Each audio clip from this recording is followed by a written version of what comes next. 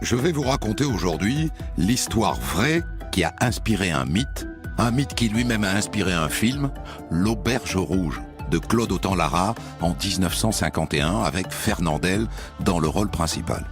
L'histoire d'une auberge, en Ardèche, où les clients au début du 19e siècle disparaissaient un par un.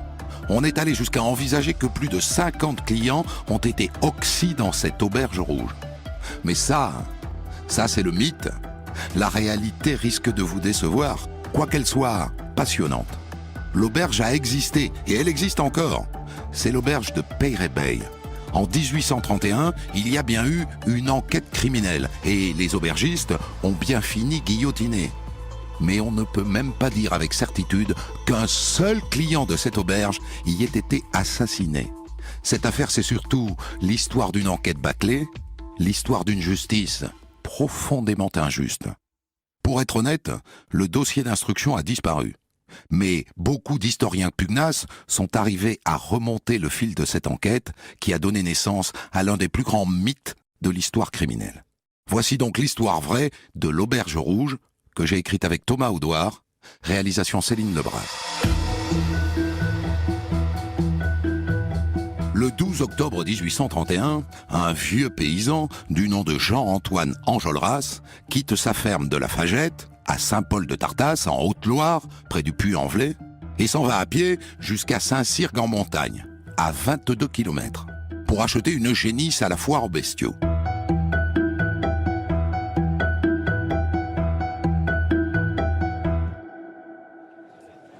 Il fait le tour de la foire, il trouve une bête, il marchande un bon moment, et quand l'affaire est faite, il décide de rentrer chez lui à pied, avec sa génisse au bout d'une corde. 22 km dans l'autre sens, ce qui est assez banal pour l'époque. Et puis vous savez ce que c'est, hein? Une jeune vache. Ça batifole. Alors un coup ça veut brouter, et puis ça va à gauche quand il faut aller à droite, et parfois ça s'arrête net, comme une bourrique. Ça ne veut plus avancer. Bref, il est 5h30, la nuit commence à tomber, et le père Enjolras est encore loin de chez lui. Ça tombe bien, sur la route il y a une auberge, l'auberge de Peyrebeil. Et là, n'imaginez pas un hôtel d'aujourd'hui. Imaginez plutôt une ferme, et à côté un bâtiment pour manger et pour coucher. Les propriétaires, Pierre Martin et sa femme Marie, vivent là avec leurs domestiques, Jean Rochette. Eux, ils sont surtout cultivateurs. Mais comme l'endroit est isolé, et qu'ils aiment bien l'argent, ils ont ajouté cette auberge. Et depuis peu, ils l'ont mise en gérance, ils l'ont louée à un certain Louis Galland. C'est donc Galland qui, ce soir d'octobre 1831, accueille le père Enjolras et sa génisse. Bien le bonjour. Je suis bien à la peine pour rentrer à la Fagette avec ma bête. Serait-il pas possible de passer la nuit ici? De mettre la bête à l'étable? Mais bien entendu, mon brave. Voulez-vous de la soupe? Oh, ben c'est pas de refus. Avec un pot de vin, peut-être. À l'auberge de Peyrebeil, les chambres sont à l'étage. Mon brave, quand vous voudrez vous coucher, ben vous me le dites. Et je vous montrerai votre lit. À dater de ce moment-là, Jean-Antoine Enjolras disparaît. Et comme il est vieux garçon, il n'y a pas de femme ou d'enfant pour s'en rendre compte. En tout cas, pas tout de suite. Mais deux neveux, Jean et Jean-Baptiste, finissent par s'inquiéter. Et ils se mettent à sillonner la route entre Saint-Paul-de-Tartasse et Saint-Cyrgue.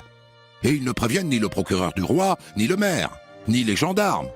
Non, ils font juste le tour de la campagne à la recherche de leur oncle.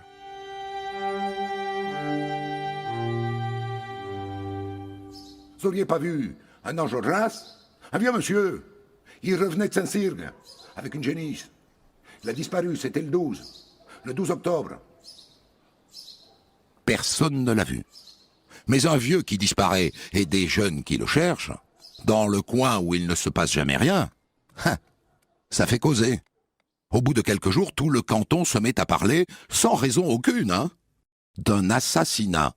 On aurait assassiné ce vieux qui s'appelle Enjolras quelque part sur la route. Et le mobile? Ah, le mobile, on l'a trouvé. Ben, on l'a tué pour le voler. Si on l'a tué à l'aller quand il allait à la foire, on l'a tué pour son argent. Et si on l'a tué au retour, alors c'est pour l'argent qu'il restait et pour la génisse. Pure spéculation entre nous, hein? Mais bon, c'est ça qui se dit dans le coin.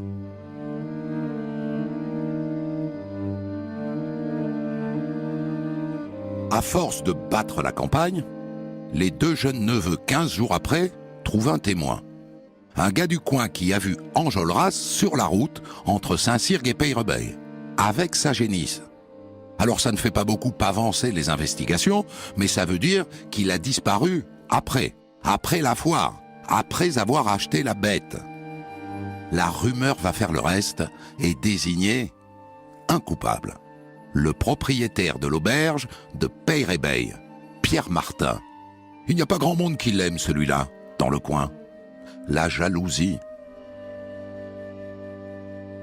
Ce Martin, paraît qu'il a un pécule énorme à la banque. Pour quelqu'un installé depuis peu, c'est pas bien normal. Et comment croyez-vous qu'il a amassé tout ça? Hein? À votre avis? Les gens pensent que les Martins sont des détrousseurs, qu'ils détroussent les clients de leur auberge et... Enjolras serait-il leur dernière victime? Ben c'est ce qu'ils pensent. Et ils arrivent à fourrer ça dans la tête des deux neveux, qui 12 jours après la disparition de leur oncle, s'en vont voir le juge de paix. Monsieur le juge, notre oncle, il est allé à Peyrebeil pour passer la nuit. Il n'en est jamais ressorti. Et là c'est parti.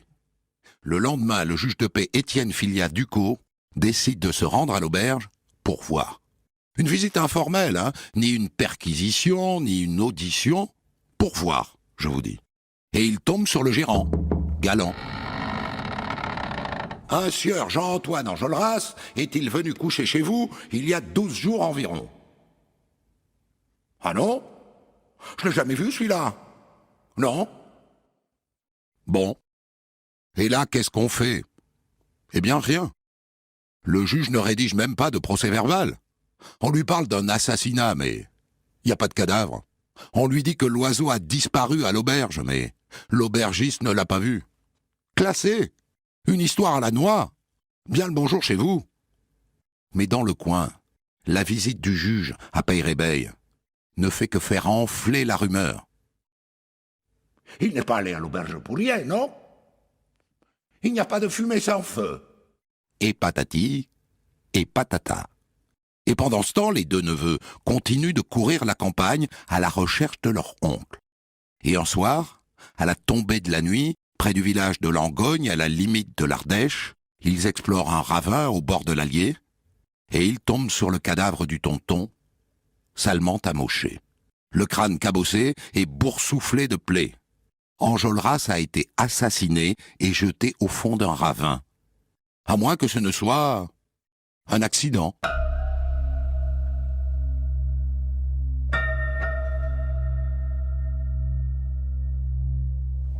Alors, Enjolras a-t-il été assassiné ou s'agit-il d'un accident? Normalement, une autopsie permettrait de répondre à la question.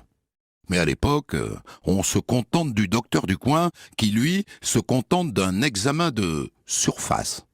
Le docteur pense qu'Enjolras a subi une mort violente et que certaines de ses blessures ont été données après sa mort, dans le but de faire croire à un accident. Donc, c'est un assassinat. Et puisque c'est un assassinat, un juge d'instruction est nommé. Et le juge, qu'est-ce que les gens lui disent? Eh bien que c'est le propriétaire de l'auberge de Peyrebeil, repardit. C'est Pierre Martin. C'est lui qui a fait le coup. Tout ça sans preuve. Comme ça, au jugé, aux doigts mouillés. Parce que l'autre est trop riche. Et en faisant complètement fi du fait que l'auberge, c'est pas Martin qui la gère. C'est Galant. Mais ça, tout le monde s'en fiche. Et le juge le premier. Il ordonne l'arrestation de Pierre Martin et tant qu'à faire, de son neveu André. Une semaine plus tard, 3 brigades de gendarmerie débarquent à l'auberge de Peyrebeil. Bonjour, petit dame. Nous avons un mandat d'amener. qui concerne M. Martin Pierre et M. Martin André.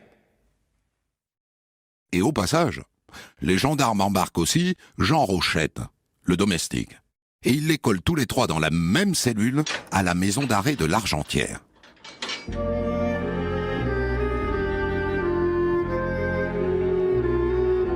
Tout ça, je dois vous dire, se déroule dans un contexte politique particulier. La monarchie de Juillet, qui gouverne le pays depuis un an, est de plus en plus contestée. Il y a des révoltes un peu partout dans le pays, et notamment dans ce coin du plateau ardéchois. Un exemple, les paysans du coin jusqu'ici étaient autorisés à couper du bois en forêt. Eh bien maintenant c'est interdit, et à l'approche de l'hiver, ça passe très mal. Alors on a mis le feu à la scierie de Monsieur le maire, le propriétaire de la forêt de Boson, et d'autres feux se sont déclenchés spontanément de ci, de là. Tout ça pour dire que le pouvoir, en ce moment, a besoin de marquer son autorité. Et les Martins se retrouvent otages de cette démonstration de force. La preuve, cette lettre datée de fin novembre, signée du sous-préfet de l'Argentière. Il serait à souhaiter qu'on pût faire un exemple parmi ces sauvages sylvains.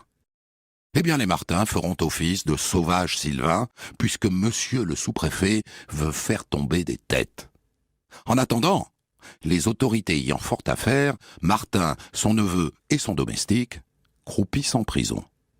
Et puis, le temps passant, Martin finit par rédiger une procuration pour permettre à sa femme Marie, restée libre, de gérer ses affaires et ses comptes en banque. Et voilà que le 8 mars, les gendarmes sont de retour à Peyrébeil. Madame Marie Bresse-Martin, au titre du mandat d'amener à l'arrestation dont nous sommes en possession, nous vous arrêtons. Et Marie Martin rejoint toute la Smala à la prison de l'Argentière. 4e inculpée pour le meurtre d'Enjolras. Mais pourquoi elle? Y a-t-il du nouveau dans l'enquête? Quelque chose qui l'implique, elle, qui l'accuse? Un témoignage peut-être? Non. Toujours la rumeur. En tout cas, maintenant que les époux Martin sont en prison, Louis Galland, le gérant de l'auberge, décide de ne plus payer le loyer. Quand Pierre Martin apprend ça, du fond de sa cellule, il se met dans une colère noire. Et il assigne Galland devant le tribunal de commerce. Et il obtient gain de cause. L'autre est obligé de lui payer les loyers. Au passage, voilà l'une des explications de l'impopularité des Martins dans le canton. Ce sont des procéduriers. Ils ne laissent rien passer. Et pourtant, Pierre Martin est illettré, mais quand il s'agit d'argent, de ses prêts, de son auberge, c'est un rapiat. C'est comme ça qu'il s'est constitué ce patrimoine qui rend tout le canton fou de jalousie. Plusieurs corps de ferme, des terres alentours, et aussi d'autres champs et d'autres prairies plus éloignées. Et bien sûr son auberge. Bon, n'exagérons pas non plus, hein. C'est pas Crésus, Martin. Il y en a d'autres tout aussi riches dans le canton. À part ça, où en est-on de cette enquête? Ça fait des mois que les Martins croupissent en prison, et leurs domestiques avec. Est-ce qu'il y a du nouveau? Est-ce que le juge a trouvé des preuves de leur implication dans le meurtre d'Enjolras? Il n'a pas chômé, ça c'est sûr. Il a entendu des dizaines et des dizaines de témoins, qui tous évidemment parlent en patois. Les gens dans ce coin-là, à l'époque, ne parlent pas le français. Donc, il raconte en patois, et le juge rédige son procès-verbal en français, c'est la loi.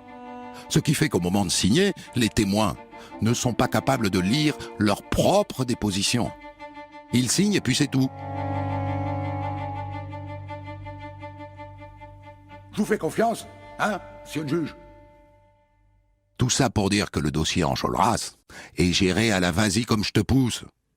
À la décharge du juge, en 1832, il n'existe aucun manuel d'instruction.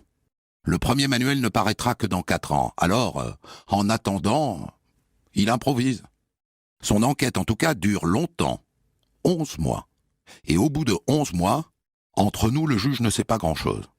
Est-ce qu'Enjolras est passé par l'auberge de Peyrébeil? Même ça, il n'est pas capable de le dire avec certitude. Si ça se trouve, l'autre n'est jamais allé dans cette auberge. En revanche, il a trouvé des témoins qui disent qu'ils ont vu Pierre Martin transporter le cadavre d'Enjolras. C'est mal parti. Parce que pour l'instant, dans ce dossier d'enquête, qu'est-ce qu'il y a? Pas grand-chose. Si ce n'est ce témoin qui dit avoir vu un homme avec une génisse marchant sur le bord de la route. Mais rien ne dit que c'était bien Enjolras. Un homme avec une génisse, un jour de foire aux bestiaux. Ça n'a rien de rare.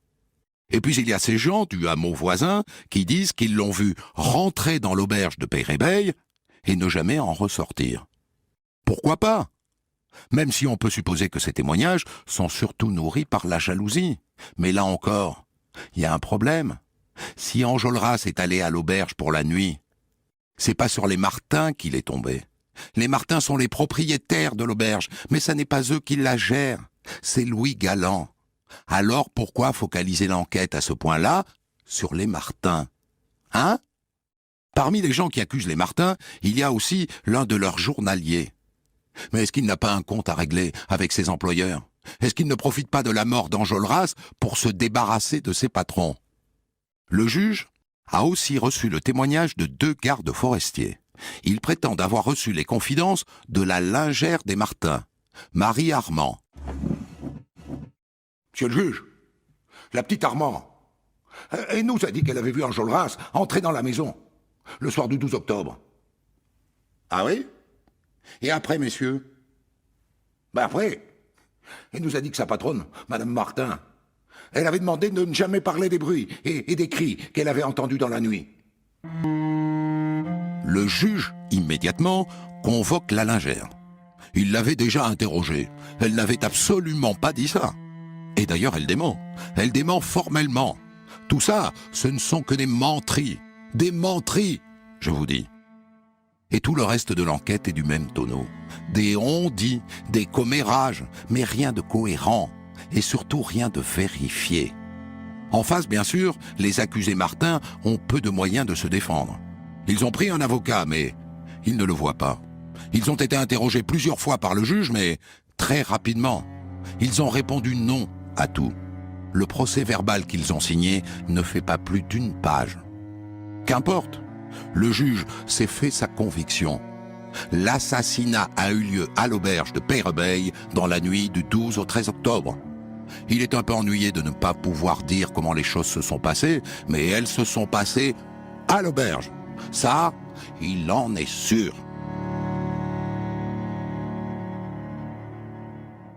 Et après, hein? Comment le corps se retrouve-t-il sur les bords de l'Allier 13 jours plus tard? Le juge réinterroge ces témoins qui prétendent avoir vu la nuit du crime Pierre Martin et Jean Rochette transporter un cadavre. Ils ont un peu changé d'avis. Ils ont bien vu 2 hommes qui traînaient un cadavre sur un cheval. Mais en vérité, monsieur le juge, on n'a pas vu leur visage. C'est ennuyeux, ça. Vous êtes sûr? Bah oui, ils sont sûrs, ils n'ont pas vu leur visage. Bien. Décidément, dans cette affaire, il n'y a pas grand-chose de concret. Alors le juge fait un geste. Il consent à blanchir le neveu André de l'accusation de meurtre. Il n'habite pas là. On peut admettre qu'il n'était pas dans le coup.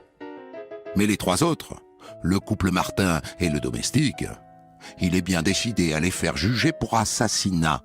Assassinat au pluriel. Car c'est une originalité de ce dossier. En apprenant que le couple Martin est dans le sac, tout un tas de gens se mettent à les accuser de tout un tas de choses, qui pour certaines remontent à des années, dont personne ne s'était plaint jusqu'ici. Un certain Michel Hugon, par exemple, vient voir le juge. Voilà, monsieur le juge. Il y a 7 ans de ça. Je rentrais de la foire de Jaujac. Et je me suis arrêté pour coucher à Peyrébeil, à l'auberge des Martins. Et ben voilà, j'ai échappé de peu à la mort. Ah oui? Et que s'est-il passé précisément? J'ai eu la bêtise de dire que j'avais une bourse pleine sur moi. Alors, voilà qu'en quittant l'auberge, le tavernier m'attendait dans un coin et qu'il a commencé à me frapper à coups de pioche. Je me suis défendu, j'ai crié, Et c'est alors que Rochette, leur domestique, est arrivé et il disait à son patron, « Tape plus fort, tape plus fort !» Par chance, j'ai pu m'enfuir. Hugon dit par ailleurs que ce soir-là, il y avait 8 clients dans cette auberge. Pensez-vous que le juge se mette à chercher ces 8 clients? Eh ben pas du tout. Il ne lui demande pas non plus pourquoi Hugon a attendu 7 ans pour se plaindre d'une tentative d'assassinat. Il retient que c'était une pioche, que le motif c'était l'argent, et ça lui va bien. Et après se présente un certain André Leyre, qui lui aussi vient de retrouver la mémoire. C'était il y a 4 ans. Je rentrais de la foire. J'ai dormi sur un tas de foin à l'auberge de Pays-Réveil. En pleine nuit, un homme est rentré dans la grange. Il m'a tiré par les pieds. Comme des charrettes sont passées, il a dû me lâcher. Mais j'ai reconnu que c'était Martin. En partant, il m'a dit que c'était une sacrée chance que du monde soit passé. Le juge se frotte les mains. Et un témoignage de plus. Il ne se demande pas pourquoi Leyre dormait sur un tas de foin, dans une auberge. Il ne va pas vérifier, dans le registre, si ce soir-là il était vraiment client. Il n'envisage pas une seconde que l'autre ait pu squatter le tas de foin et que Martin l'ait tiré par les pieds parce qu'il n'avait rien à faire là. Il ne retient qu'une tentative de meurtre, de plus. Voilà tout. Et il y en a d'autres comme ça, qui ont des souvenirs qui remontent et qui viennent, les uns derrière les autres, nourrir un mythe selon lequel, à l'auberge de Pays-Réveil, les clients disparaissent d'un par heure. Ils sont mal partis, les Martins. Ils sont très mal partis. Le juge arrive au bout de son enquête et il décide de renvoyer Pierre Martin, sa femme Marie et le domestique Rochette devant la cour d'assises pour 7 crimes. Il n'a rien vérifié des derniers témoignages, mais qu'importe. C'est écrit dans son rapport. Ils ont commis 7 crimes. La Cour royale de Nîmes, chambre d'accusation, a fait le rapport de la procédure instruite contre Pierre Martin, Marie sa femme, Jean Rochette son domestique, demeurant à Pays-Réveil. Les surnommés sont auteurs ou complices d'un assassinat commis dans le mois d'octobre 1831 sur la personne du nommé Enjolras. Martin et Rochette d'une tentative d'assassinat contre le nommé Hugon. Pierre Martin d'une tentative d'assassinat sur le nommé Leyre. Pierre Martin, Marie Martin et Jean Rochette de tentative d'assassinat sur un jeune homme inconnu il y a 6 ans. Vous noterez qu'on leur reproche l'assassinat d'un inconnu. Celle-là, c'est la meilleure. Mais c'est pas tout. Tant qu'à faire, les gens se sont plaints aussi de nombreux vols. Marie aurait volé un objet qu'un client lui avait donné à garder. Pierre Martin aurait volé 60 francs à un autre client, il y a 4 ans et demi. Et il aurait aussi volé un mouton à un certain Jean Sabaton. Alors, on va les poursuivre pour tout ça aussi? Paquet cadeau. Le juge est une vraie calamité. Il n'a rien vérifié. Il se contente de ragots, de témoignages foireux. On pourrait en rire si au bout, en point de mire, à la fin de cette histoire, il n'y avait pas la guillotine. Possiblement la guillotine. Le procès du couple Martin et de Jean Rochette s'ouvre le 18 juin 1833 devant la cour d'assises de Nîmes. Et, fait exceptionnel, il va durer 7 jours. Dans la salle, il y a du monde, mais notez-le bien, il n'y a aucun journaliste. Le premier article sur cette affaire ne paraîtra que le 11 juillet, c'est-à-dire dans 3 semaines. Au début, on fait le portrait des accusés. Et le portrait que l'on fait de Marie Martin est absolument redoutable. On dit que c'est elle qui porte la culotte. On dit que c'est elle qui tient les cordons de la bourse. Et en 1833, une femme, eh bien ça ne se fait pas. Et tant qu'à faire, on lui prête un amant. Et qui donc? Eh bien, le petit Rochette, le domestique. Femme de peu de vertu, avec ça. Et ensuite on parle d'argent, de leur argent, de leurs écuries, de leurs remises, de leurs grands logements, du fait qu'ils étaient paysans et que d'un coup ils sont devenus propriétaires. À un moment donné, on sort des chiffres, bien sûr, des relevés de banque, des titres de propriété. Ah bon? C'est tout? Ils n'ont pas plus que ça? Eh ben non, ils n'ont pas plus que ça. Les Martins sont loin d'être les plus riches du canton. Et puis c'est le défilé des témoins. Ah, les témoins. Figurez-vous qu'entre-temps, l'un des témoins est mort. Eh bien qu'importe, un autre vient parler à sa place, il vient dire ce qu'il aurait dit. On parle aussi sans vergogne, pendant ce procès, d'une affaire dont je ne vous ai pas encore parlé. D'abord parce qu'elle est délirante, et surtout parce qu'elle est prescrite. Elle remonte à il y a 18 ans. Un marchand juif fortuné aurait disparu à Peyrebey. D'après ce qu'on dit, il n'y a pas eu d'enquête, et c'est une rumeur. Mais on en parle pendant le procès.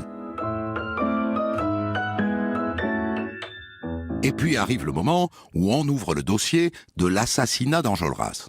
Et on fait venir tous les témoins.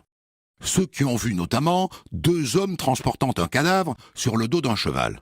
Et aussi un témoin qui a vu passer le corps sur une charrette tirée par des bœufs. Alors c'est un cheval ou ce sont des bœufs? Même les avocats des accusés ne trouvent rien à redire là-dessus.